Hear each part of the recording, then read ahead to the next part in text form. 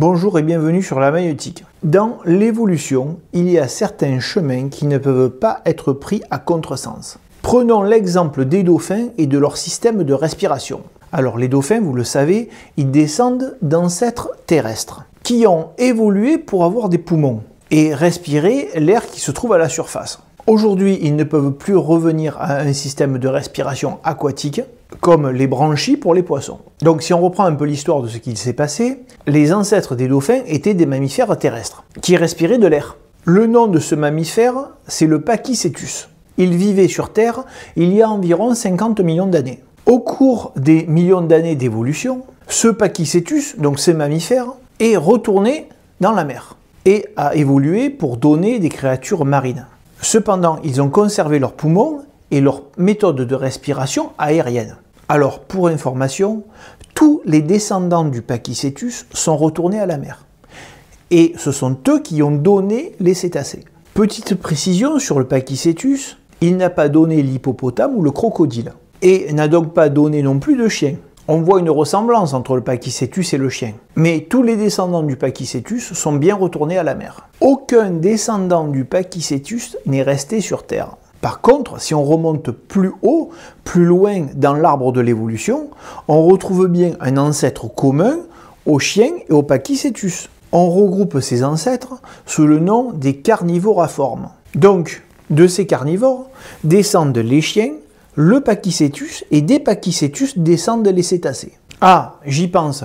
Je mets en lien sous la vidéo une superbe vidéo qui reprend l'évolution des cétacés. Vous y verrez des reconstitutions de squelettes et de fossiles qui sont superbes. Donc on revient sur l'évolution de notre mammifère, le Pachycetus, qui a évolué doucement vers les cétacés en revenant dans l'eau. Déjà, il faut bien comprendre que ça ne s'est pas passé par un choix conscient du Pachycetus. Ce sont bien des pressions environnementales ou des contraintes pour se nourrir qui l'ont poussé à évoluer dans l'eau.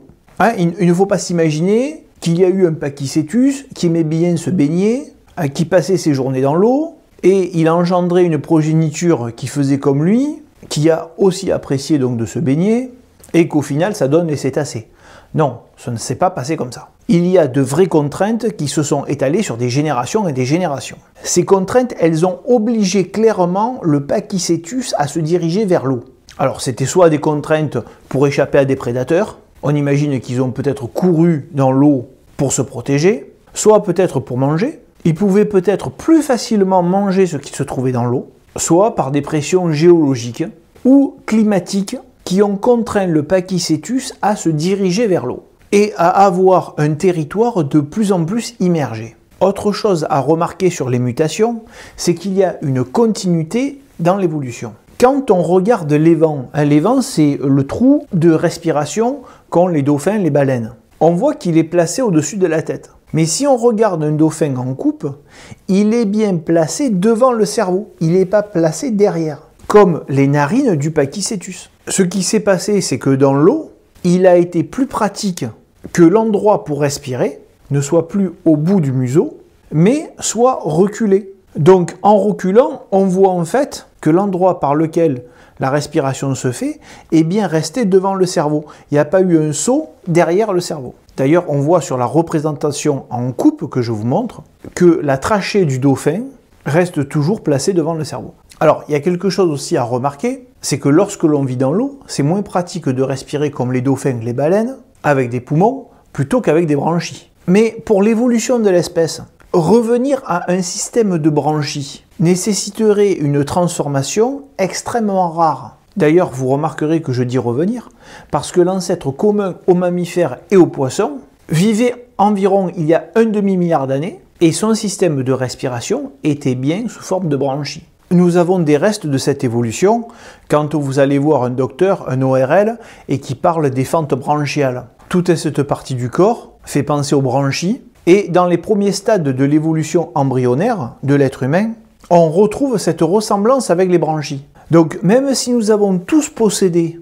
les gènes et le code génétique pour développer des branchies, au cours de l'évolution, les mammifères ont perdu ce patrimoine génétique. Donc pour un mammifère, revenir à un système de respiration aquatique, l'obligerait à redévelopper un mécanisme complètement différent pour extraire l'oxygène de l'eau, quelque chose qui a été perdu depuis des millions d'années.